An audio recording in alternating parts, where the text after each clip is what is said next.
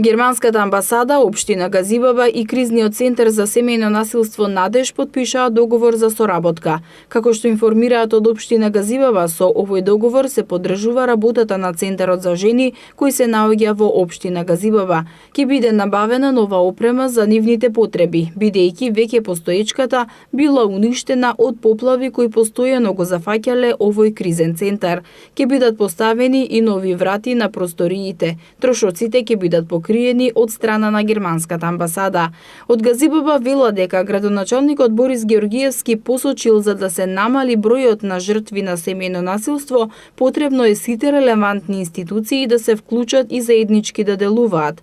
Тој најавил дека општина Газибаба во наредниот период ќе понуди земјиште за изградба на така наречена сигурна куќа, која ќе води целосна грижа за жртвите од семејно насилство.